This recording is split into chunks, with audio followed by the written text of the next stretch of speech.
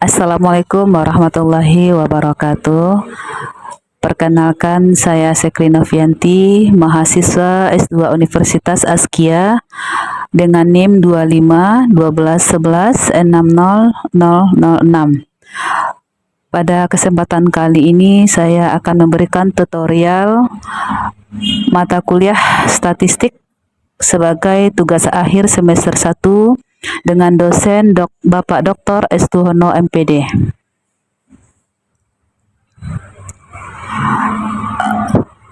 Untuk tutorial yang pertama yaitu uji normalitas. Uji normalitas bertujuan untuk mengetahui apakah data yang digunakan berdistribusi normal atau tidak. Pada SPSS, uji normalitas bisa dilihat dengan dua cara, yaitu satu, Kolmogorov Smirnov umumnya digunakan untuk sampel berukuran besar, biasanya lebih dari 50 sampel. Kemudian Shapiro-Wilk umumnya uji ini lebih sering digunakan untuk sampel berukuran kecil, biasanya kurang dari 50 sampel. Data berdistribusi normal apabila nilai signifikasinya atau P besar dari 0,05.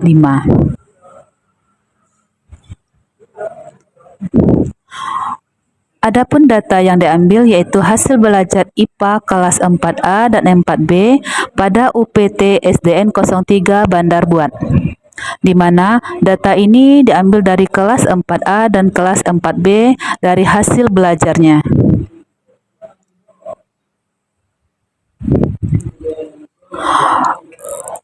Untuk langkah pertama, kita akan melihat variabel view-nya, di mana variabel view-nya ada kolom nama, tipe, weight, decimal, label, value, missing, columns, elix, measure, dan row. Pada kolom 6 atau nama itu kita akan tulis kelas. Kemudian pada barisan kedua ada nilai siswanya. Nah, pada nilai desimal itu ada 1, 0, kemudian pada nilai yang kedua 0 juga. Di label kita akan tulis kelas 4, kemudian di bawahnya akan kita tulis hasil belajar. Pada kolom value kita akan tulis 1, kemudian label kita tulis 4A, kemudian add, dan selanjutnya value di angka 2, kemudian labelnya 4A, 4B, kemudian kita add, dan OK. Selanjutnya kita lihat data view-nya.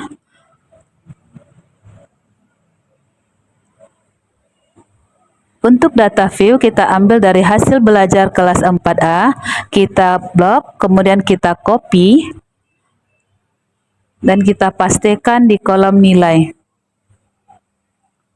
Selanjutnya kelas kita akan buat 1, kemudian kita kopikan untuk semua atau sebanyak siswa tadi.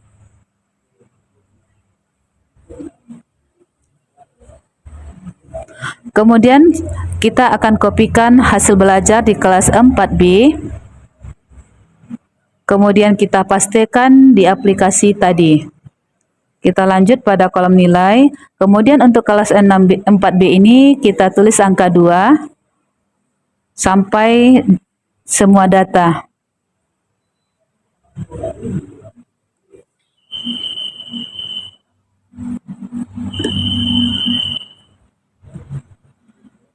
Kita akan lihat pada hasil belajar normalitas, kita klik analyze, kemudian deskriptif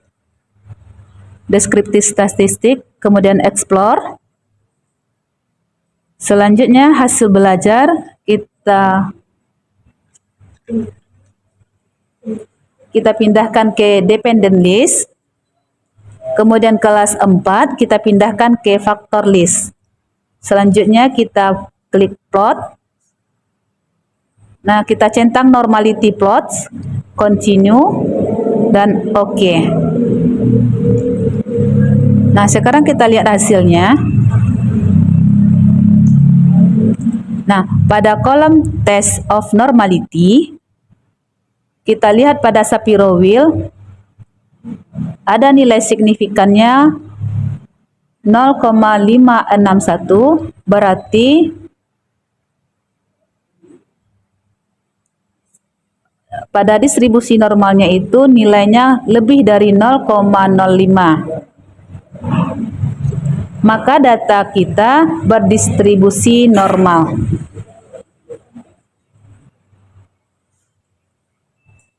Kemudian selanjutnya kita akan lihat uji homogenitas. Uji homogenitas ini bertujuan untuk mengetahui apakah kedua sampel homogen yaitu mempunyai varian yang sama atau tidak.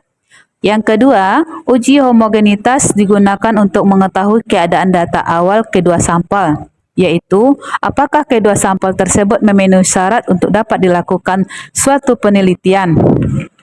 Yang ketiga, uji ini dilakukan sebagai persyarat dalam analisis independen sampel t-test dan ANOVA. Keempat, uji homogenitas dapat dilakukan apabila kelompok data tersebut dalam distribusi normal. Dan yang kelima, data distribusi homogen apabila nilai signifikasinya P besar dari 0,05. Kita kembali ke aplikasi SPSS. Nah, setelah kita melihat data view-nya, kita buka analisis, kemudian kita cari comparements, setelah itu kita klik one-way ANOVA. Nah, untuk hasil belajar, kita masukkan ke dependent list. Kelas 4 kita masukkan ke faktor.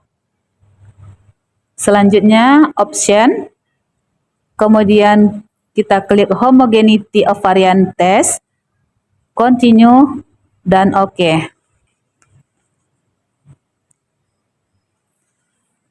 Sekarang kita lihat hasil dari test of homogeneity of variance, di mana hasil belajar base of math-nya menunjukkan bahwa signifikannya 0,064. Nah, ini menandakan bahwa nilai signifikannya besar dari 0,05 dan data distribusinya adalah homogen. Selanjutnya kita akan lihat uji T. Uji T adalah uji statistik untuk menentukan apakah ada perbedaan signifikan antara rata-rata dari satu atau dua kelompok data. Nah, adapun konsep dasar uji independen sampel t-test, di mana yang pertama uji independen sampel t-test digunakan untuk mengetahui apakah terdapat perbedaan rata-rata dua sampel yang tidak berpasangan. Yang kedua, syarat uji statistik parametrik ada dua, yaitu normal dan homogen. Nah, adapun dasar dari keputusannya, yang pertama, jika nilai signifikasi kurang dari 0,05, maka terdapat perbedaan yang signifikan antara hasil belajar kelas 4A dengan kelas 4B. Yang kedua, jika nilai signifikasinya besar dari 0,05, maka tidak terdapat perbedaan yang signifikan antara hasil belajar kelas 4A dengan kelas 4B. Kita kembali ke SPSS. Untuk langkah pertama kita buka analisis, kemudian comparements. Selanjutnya kita buka independent sample t-test. Untuk hasil belajar atau nilainya kita masukkan ke test variance. Kemudian kelas 4 kita masukkan ke grouping variable. Selanjutnya kita klik option, continue, kemudian define groups, dan continue. Oke. Nah, sekarang kita lihat bahwa independent sample t-test pada hasil belajar yang kita lihat di significant to Thailand yaitu 0,593. Ini artinya bahwa nilainya itu besar dari 0,05, maka tidak terdapat perbedaan yang signifikan antara hasil belajar kelas 4A dengan kelas 4B.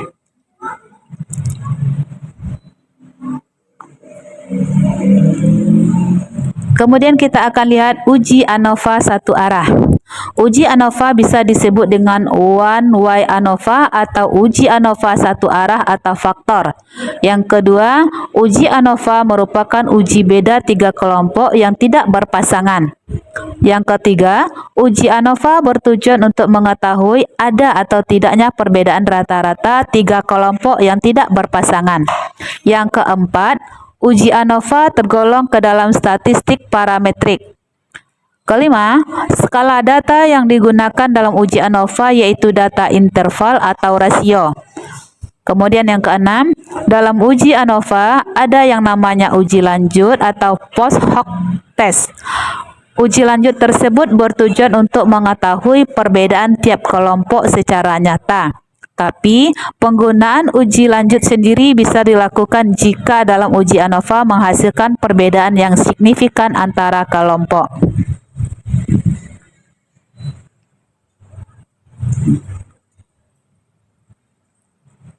Adapun datanya, karena itu adalah perbedaan tiga kelompok, jadi kita akan menambahkan nilai dari kelas 4C. Nah, langkah selanjutnya yaitu kita buka variabel fill. Nah, pada value-nya kita akan buat 3 karena dia ada 3 kelas, kemudian labelnya 1, kelas 4C. Lanjut add. Oke. Kemudian kita buka data view-nya. Nah, untuk data dari kelompok atau kelas 4C tadi kita copy sama seperti langkah sebelumnya. Kita kopikan ke aplikasi SPSS. Kemudian pada kelas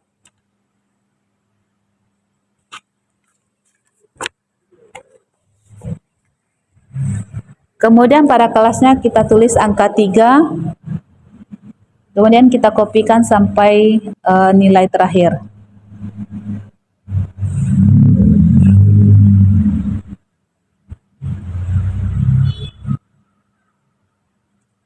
Selanjutnya kita buka kembali analisis. Kemudian kita klik comparement. Setelah itu one-way ANOVA.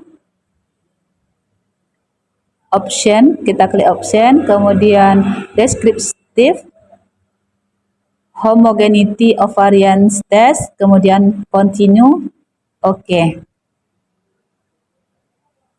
Nah, di sini kita lihat bahwa hasil belajar pada ANOVA ini nilai signifikannya yaitu 0,330. Itu artinya bahwa nilai signifikan besar dari 0,05 dan tidak ada perbedaan yang signifikan. Nah, demikianlah tutorial yang bisa saya sampaikan. Semoga bermanfaat untuk kita semua. Saya akhiri. Assalamualaikum warahmatullahi wabarakatuh.